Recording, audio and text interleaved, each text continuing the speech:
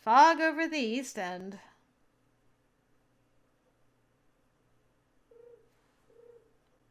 The dead of night hung heavy over the streets of London upon this hour. On this night, if one were to peek into a certain dimly lit underground room, one might chance to see two figures engaged in a dealing most clandestine. Clandestine. Clandestine.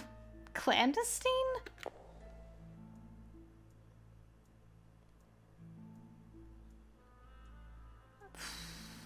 Well, I guess I'll figure out who this is later. I'm sure you are fully aware of why I have summoned you here. I have need of you to eliminate a traitor to the organization. Wow, what is this room? I love the wallpaper. And the blue lighted candles, very nice touch. A simple task beginning to end. All that is required is for you to do as you are instructed. Empty from your mind all but your service to the organization, your service to me. And be certain that no remains are left to be found. Understood? Silk Hatter? Who's the Silk Hatter? Alright, I guess I'll find that out later too. Yes, sir. Exactly what I wish to hear. Ha ha ha ha ha! How felicitous that things should proceed just so. After so long, I shall finally savor my vengeance upon that loathsome Sherlock Holmes and his son. Moriarty Sr., is that you?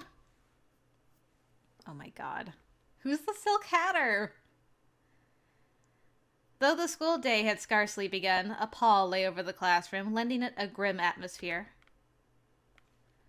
Have you seen the morning paper? Seems there's been another murder in the East End. Another prostitute, I've heard. I can only pray they clap the irons on the culprit soon. It sounds as though Scotland Yard has their work cut out for them, though. They've not been able to turn up any leads on this Jack the Ripper fellow they're after. I too had read in that morning's paper that the mutilated body of a woman, identified as one Miss Nichols, had been discovered in the Whitechapel area of the East End. This makes her the third prostitute to be murdered, and yet the culprit has left no clues that could help the authorities uncover his identity. Just then I looked up to see Watson entering the classroom. Good morning, Watson. He appeared to be preoccupied with some matter, as his characteristic good humor was nowhere to be seen. I rather like his hearty greetings, but he appears to be all sighs today. What's gotten into him? Watson? Sorry. Good morning, Emily. There we are. I finally managed to get his attention. Pardon my asking, but you look out of sorts. Are you well? What? Is that how I look? I think your active imagination's been at work. For all his attempts to reassure me, he appeared too preoccupied, too shaken, and averted his eyes so as not to meet mine. Even were I a complete stranger, his actions would have been queer. Watson, you and I have lied to other people too often for me not to know, and you're lying to me now. You are not an actor, I'll have you know. You're one to stride in here with blustering confidence, but today you're so sorrowful. Besides, seeing you arrive without Holmes nearby is unusual in itself. Has something happened to him? You must tell me if it has. It's nothing worth the fuss. He's caught a cold, you see. A cold? Yes, a cold. A murderous one at that. I doubt he'll be setting foot outside the flat anytime soon, so you won't see him for quite a bit. That explains it. Watson, how dare you lie to me? But what could have Holmes laid up and weakened by a cold? A man like that? A true man? It must be the biggest man-sized cold I've ever seen. Well, after classes are done for the day, permit me to come and No! You can't! And why can't I? Because you might, catch it from it. Yes. A fright it can be when a cold like his starts going round. That certainly is true, but then wouldn't you be most at risk to catching it and spreading it to the rest of us? I'll be alright. My dad's a doctor. A doctor's son would know that isn't true. I'm sure he would be right pleased to know you're concerned. But for now, it's best you not disturb him. Let him rest. Could he truly have been so ill? Watson's insistence served only to worry me all the more for Holmes's health. What if I were to just briefly see how he's faring? I'm afraid you can't. I've not caught a single cold in my life. Not one? What kind of magical being are you? Then you're a lucky girl, but that doesn't change my mind. Why didn't she say he was away on a case or something if you truly wanted to keep her out of this, man? It's not like he hasn't disappeared for days before on a case. No matter what I tried, he refused again and again. Is this worth the trouble? No, he wants you to listen, so just... don't argue with him. He wants to protect you, let him protect you, even if he's being a butt. Very well, then. I wouldn't want to put him out when he's ill. I only ask that you tell him to get well soon, alright? Yeah, I know you. I will. Thank you. His expression was one of relief. I'm trusting you, even though I know I shouldn't trust you. I know you mean well. I really do know that's why you want to see him. I do, but it's not worth the quarrel. You ought to mind your own health as well, of course. Me? When you look so sad, I can't help but feel the same. It's all right to look after Holmes, but don't do so till you've gone and exhausted yourself. Do you hear me? Right. Thank you for understanding, Emily. I hope his condition improves soon. I hope so too. I'll keep a close eye on him so that he'll be back to school in no time. There was pain in this, for Watson's tone suggested his encouragement was not only for me, but for himself also. I returned to the mansion by carriage after school. My lady! Welcome home! It should have been Pendleton who welcomed me home, as he always did. However, as he was away visiting one of the family's land holdings, the duty fell to Alicia. Thank you, Alicia. Has the day gone well here? We received a delivery of fruit today, and they taste exceptional. I shall prepare some with your dinner if you'd like. What kinds of fruit? We've apricots that are especially fresh, and though I've yet to sample them, the oranges and lemons look delicious. Why not take some to share with your schoolmates? When she mentioned my friends, the first of them that came to mind was Watson. Watson and that terribly anxious expression. Fruits seem a thoughtful gift for one suffering a cold. If only... And there was more to recall with him, like what he'd said regarding Holmes. I'm afraid you can't. Then you're a lucky girl, but that doesn't change my mind. He may become very cross if I went to see Holmes after he insisted I not go. Alicia, Yes? Are you troubled with something, my lady? You can see it. You aren't yourself. Any other day, I should think you'd have me wrap some for you immediately, saying you know the perfect person to give them to. Would I? But with how terrible Watson made Holmes's cold sound, he may be in no condition to accept gifts. Goodness! If there's one gift that suits a cold, it's fresh fruit.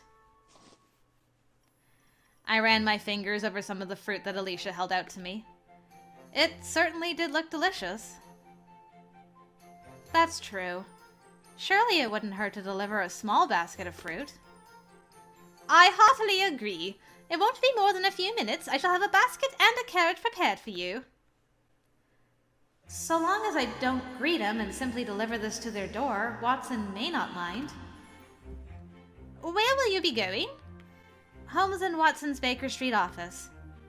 All right. Do take care, however. Those Jack the Ripper murders are all they speak of in the papers these days. I shall. I'm surprised, last time in Holmes's route, it was big news that Holmes had been taken into custody. Is he actually in custody now, or is he under home arrest? Like in the last one? We're gonna find out. With the fruit to be delivered in my possession, I sat inside the carriage, swaying from side to side as the wheels clattered over the streets. Oh, that's Tower Bridge over the River Thames. From the window, I could see the bridge, still undergoing construction, but after a few more turns, my view was obscured by a building. As the carriage continued on, I caught sight of a familiar figure on the street. That long hair and hat looks almost like... Well, it is! Stop! Stop the carriage! It was him. But why? I made to act the second the driver called the carriage to halt. I leapt from it, hurrying after the man I was sure had been Watson. I swear, if it's foggy again, I'm gonna lose my mind. I've never been to this part of the city before. Oh boy. In pursuit of Watson, I found myself in unfamiliar environs. The buildings were dirty and broken down. The clothes of those walking the streets were tattered and soiled. The sun must have been sinking into the west as the streets were casting gloom and the air unpleasant to breathe. There was a pervasive, wretched smell, the source of which I could not discern, but I found myself instinctively reaching up to cover my nose and mouth to avoid inhaling it. What business could Watson possibly have here? I hurried to ask that very question that paused upon my tongue, but the distance between us was still too great to call out to him. It took the whole of my focus and energy to match his pace and avoid losing sight during my pursuit. I don't believe there are any hospitals in this area, nor could I imagine any reputable chemist would live or work in such a place. But I can't imagine Watson leaving Holmes alone when he's not well. Hello there, gal. Huh? Suddenly, a man clad in filthy garments stood before me, blocking my path. Judging by that pretty dress, you must be a noble. What should I do? If I don't hurry, I'll lose sight of Watson. I'm very sorry, but I'm in a bit of a hurry right now. I made as though to hurry past him and continue after Watson, but he moved to intercept me at once. You got to stay, miss. Without saying more, he reached out and grabbed me by the wrist. If you're one of them lawful nobles, you must have a good penny on you, eh? Wouldn't notice a bit of a donation for a few pints I'd lay. Unhand me! Alcohol. A stink when too foreign, a horror when one who was weak to its design consumed it, wafted from this man. He was presently under its deviled haze and leant unsteadily close to me. My wrist began to hurt as he tightened his grip. I need to do something! At this rate! Panicking in the moment, I pushed his hand away with all the force I could. And when my circumstances were near hopeless, a familiar voice cried out. Wait! Oh man, I've never seen that look on his face before! There, standing right before me, was the very man I had been pursuing. He grabbed the man's arm, glaring at him with a stern countenance that desired revenging. What do you want? I was about to ask you the very same. What do you think you're doing to my friend? Watson? Bah! Thought you were alone. Spitting back a resentful reply, the man let go of my wrist with a rough shake. I ain't looking to do nothing. She come here walking through like she needed a bit of attention. Can't blame a man for trying to oblige her. What? At last the drunkard ambled away, still shaking on his feet. Watson, I can explain. Hold on just a minute, Emily. Oh. When at last I was safe, Watson took the same risk the drunkard had. What a difference! The former created pain and fear. This man, however, only sought to heal me. Heal my heart. I knew it. It's left a bruise. I'm all right, I promise. No, you're not. That drunkard was really rough with you. What was that nonsense about looking like you wanted some attention, too? How rude. You never look like that. If anything, your face just makes others want to pay attention to you. What? Really? At least, I think so. He examined me with a medical eye, with so light a touch my skin tickled. In this environment so ill-suited to me, Watson's presence gave me solace.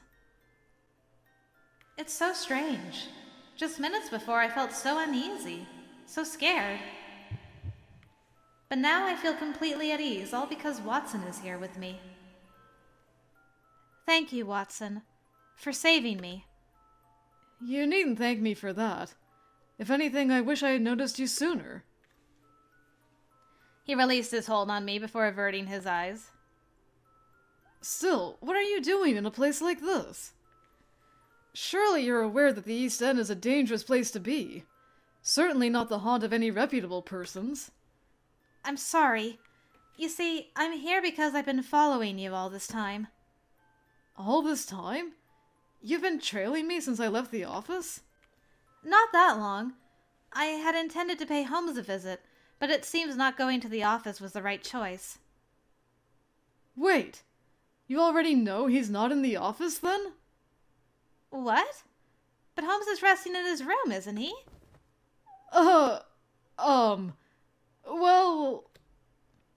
What to say?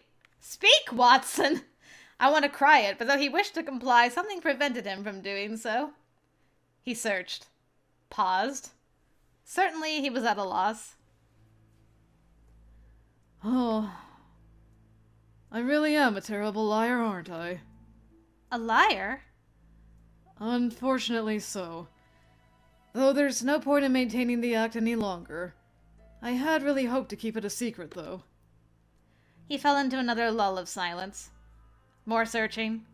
More opening and closing of the mouth, more wrinkled brows and concentration before lifting them at a possible solution. Racked nerves possessed him. Holmes doesn't have a cold. He's been caught up in something far worse. What do you mean? What happened to him? Well, you see... Watson remained ever darkened as he began to relate his story. It happened after I saw you home when it was night. Holmes's dad and I rushed to see him.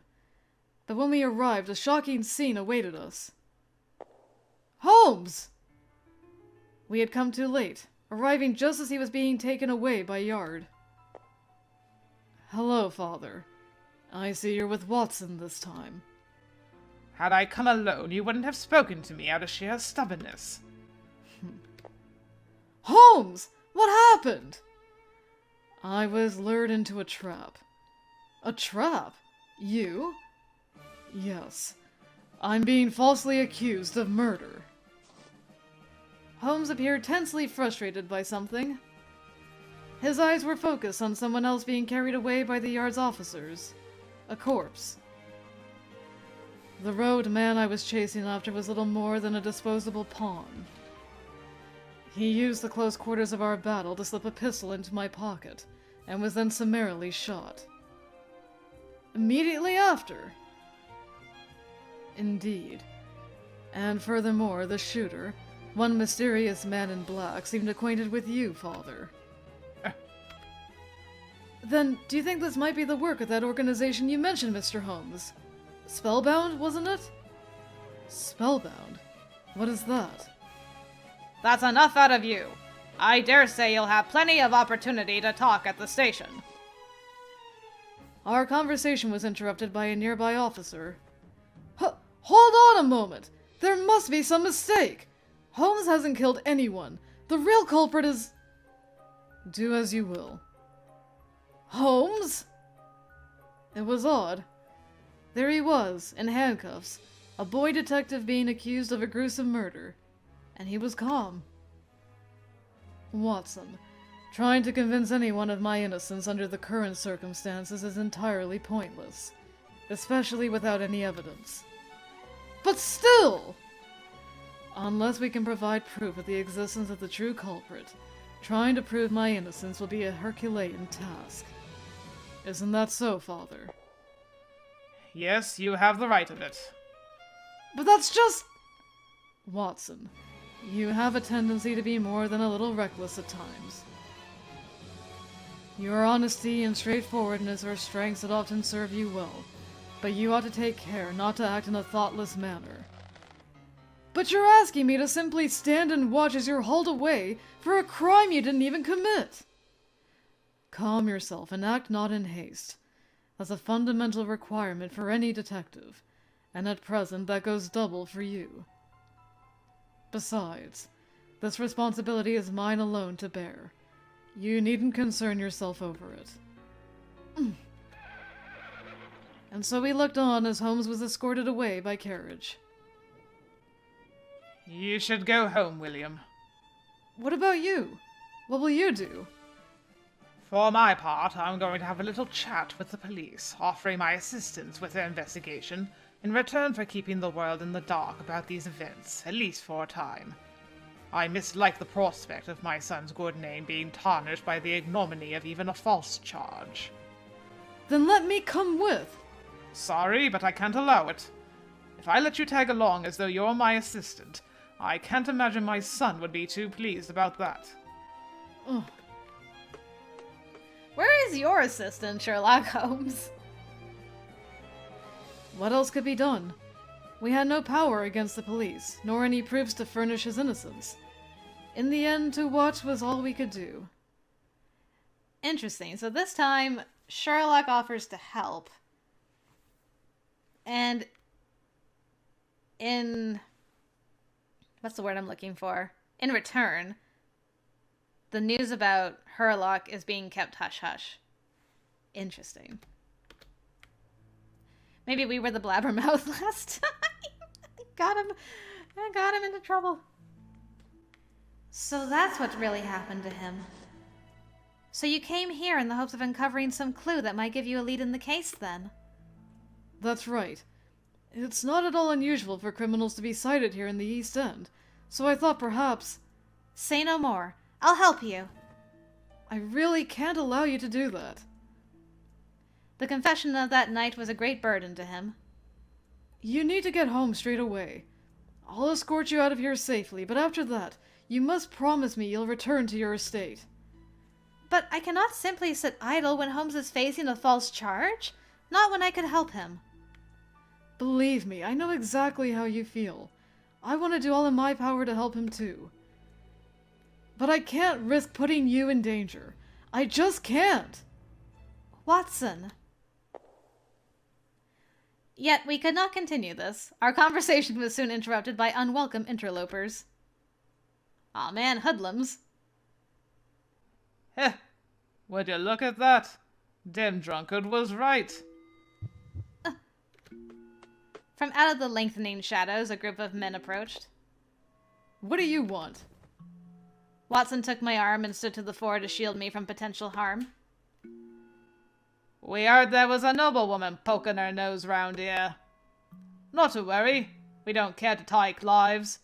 All you need to leave is what's worth selling and your money, then you can trot back home.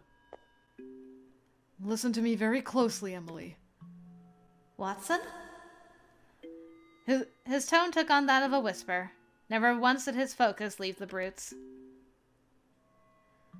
I'll take care of things here, so I want you to run all the way to the main street. If you follow the alleyways, it shouldn't take long to get there. But then you'll... I'll be fine. The two things in which I pride myself on being Holmes' better are street fighting and idle talk. Idle talk. Amazing. I'll follow after you once I'm done here. That's a promise.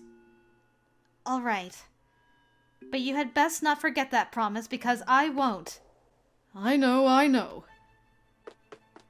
I understand his signal. I broke into a run. What? Wait, Jester! I think not! Though it was with a great deal of difficulty that I tore myself away, I began to run through the twilit streets of London's East End. I coursed through the narrow alleyways as if trying to shroud my presence in the gradually thickening fog. Oh dear, I think I may be lost. No matter how many back streets and alleys I pass through, I never seem to emerge on the main road. I hope Watson is safe. How long has it been? I feel as though I've been running for quite some time now. My path, uncoursed with no comfort in sight, narrowed upon my every turn, and my surroundings took on new layers of darkness. I chanced to pause for a moment and conceal myself in the shadows of a nearby building to survey the area. The road was starkly empty, not one other living soul to be seen. All of this began when I decided I ought to trail Watson through the East End, but all I've managed to accomplish is to cause him a great deal of trouble. Ensconced in naught but fog and silence. Man, what a great line that is. Ensconced in naught but fog and silence, I huddled there, filled with an overwhelming sense of guilt for my actions. What to do now?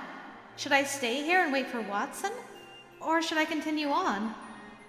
Something then caught my attention. What's that? Click, click, click. The muted tap of fast-moving heels on pavement. This movement grew louder at a healthy speed. I thought that said sped for a moment. Whatever it was, it approached. The fog and night both made it too difficult to see anything distinct. Could that be Watson? I peered out from the shadow of the building, readying myself, be it an enemy or ally. It was foolish. Wait, what's that?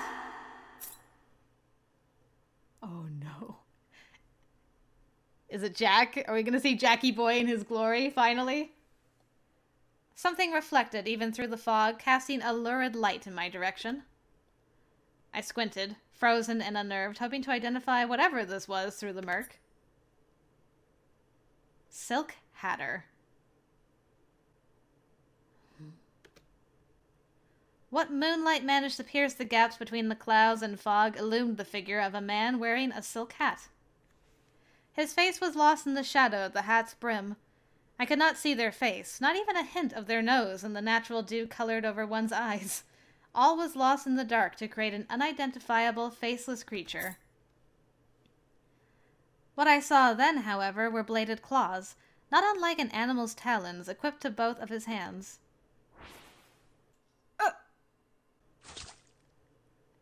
These claws gleamed coldly in the light as they sped towards the running man's throat. Ah! The next moments came with such a raw suddenness that I was stunned into silence. A rush of air was crushed out of his throat. This man could not breathe. He could only bubble out labored murmurs that bespoke a greater agony. Then, with a dull thump, he slumped at the feet of his assailant. The fight in him was gone and would never come to him again. His life, for all the years that had passed without grave error, made the one mistake of being here, in this moment, in the path of a monster, and was thus snuffed out with a disturbing quickness that did not afford him one final scream. It was a pitiable, anticlimactic end. Now what should I do? Think! The murder to which I had just bore witness was not that of a prostitute, and yet the method, the swift slashing of the throat, the lack of noise, brought to mind the stories that had filled the newspapers. The brim of the killer's hat was cocked downwards to admire the body at his feet. His clothes, equally dark and lacking anything that would bring him distinction, dissolved into the shadows. It was only the claws which stood out, and then, when the moonlight shone strongest through the fog moments later, a pint of pale hair. A hint of pale hair.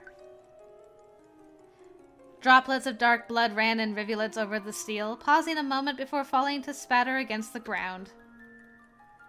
Blood smell hung in the air, and with every breath I found the pernicious odor of death more unpleasant. My heart thundered within my chest. My hands were trembling, palms moist with sweat. I fear that if I were to take even a moment to collect myself, I would surely faint. I hear you there, girl. I would have been gone already. My fear had anchored me utterly. No, I need to run! If I stay here any longer, I'll surely die! Sweat prickled at the back of... At the back of my neck? It should be the back of my neck. Ah! Suddenly I felt a hand reach around and cover my mouth. My mind went blank with unspeakable terror. Quiet. Stay perfectly still. The voice that whispered into my ear was one I recognized. Is that Watson? When I knew that it was he who stood behind me, I was overwhelmed with such relief that it was as if my very life had been restored. The greatest part of my fear had fled away. Emily, we need to get away without him noticing us. Okay? I quietly nodded in consent. But my movement was not smooth as I stooped the first step back for a cautious retreat. Took? My boot made contact with a pebble, sending it skittering across the ground. In the silence of the night, even so little a sound echoed in my ears. Before that small stone had even come to a rest, the silk-hatted man, now farther down the alleyway, stopped and turned. Oh my god! So you're the Silk Hatter. Really? Wow. What a look, though. Who's there? He noticed us. Oh my goodness. The new poses are sending me. It looks like a werewolf. It's so crazy. Well, have it your way. Last words ain't worth the breath. Get back, Emily! Watson made to both whisper and shout at once as he pulled me backwards. Watson! I stumbled, looking to him as I tried to regain my footing. You're Jack the Ripper, aren't you? The claws of the man Watson now suspected of being the infamous killer raked through the place where I only just was. Jack? The fatal slice was stopped mid-swing as Watson gripped the Ripper's arm. You just tried to kill her, didn't you? What of it? But you've only targeted prostitutes before. Why kill her? Why do you think? When I kill, I make certain to clean up after myself. If a sorry girl happens to have seen me, she dies too. Ain't much more to it. He swung his other clawed tips towards Watson, forcing the assistant to release him.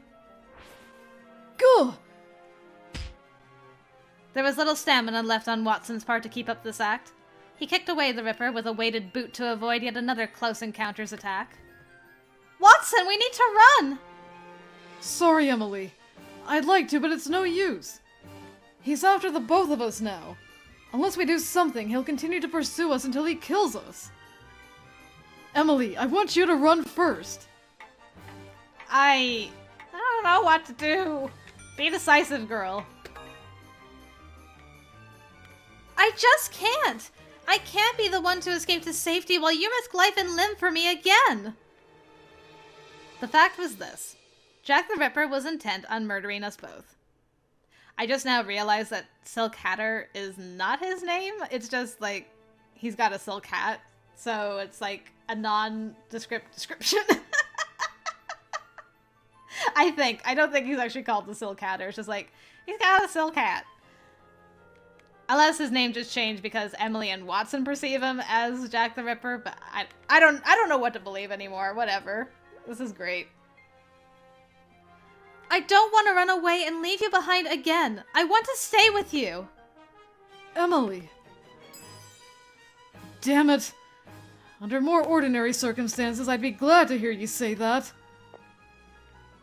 I don't got time to listen to this rot. Just die. Both of you. I think not. Watson was the first to spring forwards and narrowed the gap between them. But the Ripper was an agile creature, and he left the boy nothing but air to strike. You're not getting away! No matter. Watson stamped his foot to the ground, using the repellent momentum to empower another closed fist. It worked. The Ripper raised his arm to block it, only to be forced off his balance upon contact. That won't do. I shan't be bested by a bloomin' idiot who only knows how to keep up with a backyard raw. Another attack on Watson's part was readied, What? only for his target to disappear. Damn him! He's using the fog as cover! Where could he be now? I looked from side to side, scrutinizing the scene to perceive his outline or the glint of his claws. It was a pointless effort. The fog was simply too thick for this to be done. What? Instinct. Oh, that terrible undertone of something about to go wrong. Something was behind me and instinct took to me. Emily, get down! I dropped to the ground as quickly as I was able. No sooner had I moved than Jack the Ripper's claws raked through the fog mere centimeters from the side of my face. All color left me. How? I hadn't heard so much as a footstep. This man we faced moved and fought like nothing I'd ever known. If Watson hadn't alerted me, I would be dead. You dodged. Well done. Was just the one, though. You won't be so lucky for the next. He came to me again, lashing at me precisely with his claws. No! I won't be able to dodge! I forbid it! Watson saw an exposed side and chanced another attack. The Ripper retreated, but briefly. Predictable to the last. What was that? Shut up! A commander of stealth, this assassin was. There was no other way to describe how he moved with both aggression and restraint, exposed himself under the moon whilst becoming one with the fog. How was this accomplished? Oh, to watch! To see it and still not understand! It brought forth fear of the unknown and death packaged in a single gift basket! Well, I'm glad you're enjoying yourself, Emily. What? Watson, watch out! My cry, though urgent, was too slow. I watched as Jack the Ripper tore without mercy into Watson's arm. I had no strength left in me to scream. You little... That's enough out of you. Stop acting the fool.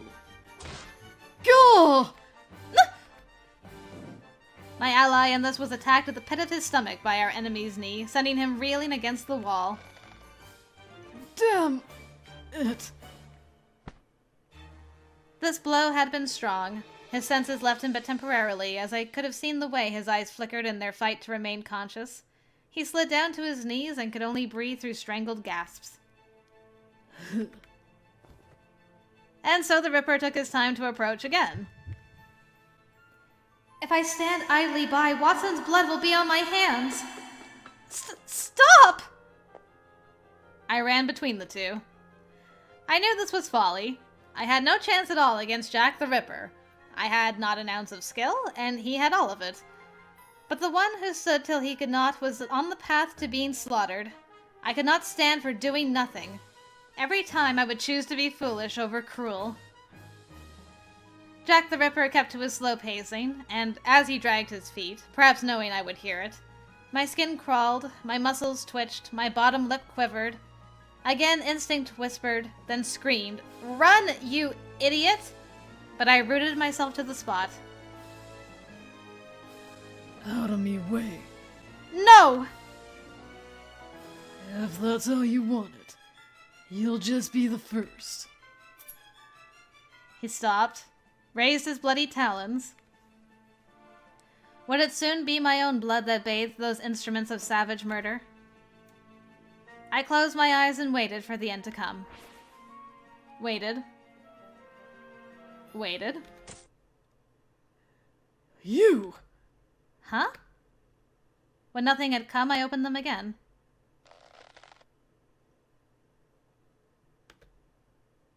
Oh, You grabbed them with your bare hand? My dude. Watson! Oh my god! This boy!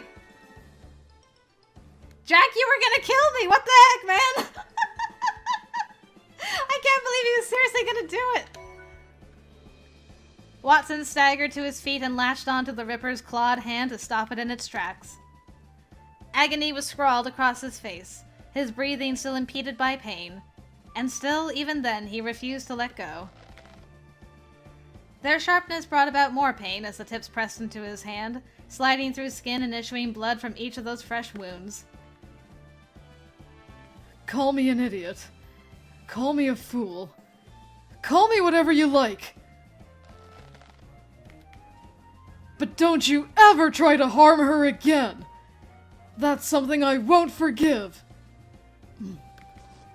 Watson, don't! Your hand! This made his hand slick, but Watson just squeezed harder as his entire arm quaked from the surging pain. What should I do? At this rate, he surely can't hold out much longer. You that eager to go? Of course not! Finally, Watson twisted himself to an angle that would allow him to yank the Ripper's arm forwards, but it was to no avail. You... What he did avail was anger. His face still could not be seen, but a temper began to reflect how the Ripper moved. His next move was a wild, poorly thought lunge with his free arm at Watson's throat. Watson! Watson's legs tensed beneath him. If I were to fall here, who would protect Emily? He weaved to the side, evading the attack by a hair's breadth.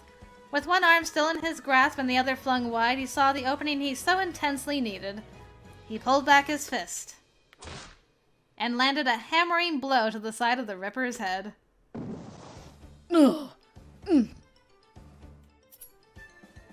Dazed by this fierce hit, he stumbled backwards and fell to his knees. Watson! I leant over Watson, who had fallen to his knees also. There was no more fight in him. The tension had been drained, and blood dripped through plenteous drops into small pools at both of his sides. How'd you... The Ripper, however, moved to his feet for another bout, one we could not afford. And here we were finally rewarded. The shrill cry of Scotland Yard's whistles filled the alleyway. This is how they raise the alarm that a crime has been committed, isn't it? Bah. The Ripper turned to the noise and swiftly back to us, a sense of loathing for his victory being cut short. Then, much like a specter at the sight of dawn, he vanished into fog. Hey! Wait! Easy, Watson! Don't try to move! But he's getting away! Please! Watson moved to follow, but I clasped my hands firmly on his shoulders, for even I had more strength now than him to keep him from running. Pendleton? My lady! Watson! Pendleton? I first made him out as he emerged from the fog. Several officers were at his side. Are you all right, my lady? The coach driver returned to the mansion in a fit of panic, saying he lost sight of you when you bolted from the carriage. I'm fine, but Watson is hurt. I'm fine, Pendleton. But how did you know to seek us out here? The Jack the Ripper murders are on the lips of every man and woman in London, you see. I decided to investigate the area myself, on the hunch that Lady Whiteley might be investigating something dangerous. But as I searched the East End, I overheard word of a young man taking out a band of would-be muggers. Oh, so that's how. I'm so sorry, Pendleton. It's entirely my fault that she was caught up in all of this. That's not true, and you know it. It was I who decided to trail you without so much as a word, hoping you wouldn't notice. And now, because of me, you've ended up with such terrible injuries. With the moment over, I saw again the depths of his injuries. The imprints at his palm and the slices along his arm, and the shame of having been integral to their cause welled within my heart. These feelings being rubbish did not prevent them from being ever present. Okay, I need to take that sentence and, like, post it on the wall. Make a shirt, make a hoodie, whatever. These feelings being rubbish did not prevent them from being ever present. I'm so sorry. It's not your fault, Emily. As a gesture to ease his pain, I wrapped my handkerchief over his wounded hand. Haha, this is so funny now. In the context of doing that to Jack. Emily, you're going to soil your handkerchief. I don't mind. He pulled it away, but I simply drew it back towards me. I'm just glad you're all right, Watson. Thank you for saving me. I wish I could look at him directly as I thanked him, but my guilt in the moment was far stronger than my pluck. It was this, and the urge to break down into sobs that prevented me from trying. All right. And so he simply held my hand. I'm glad you came out all right, too.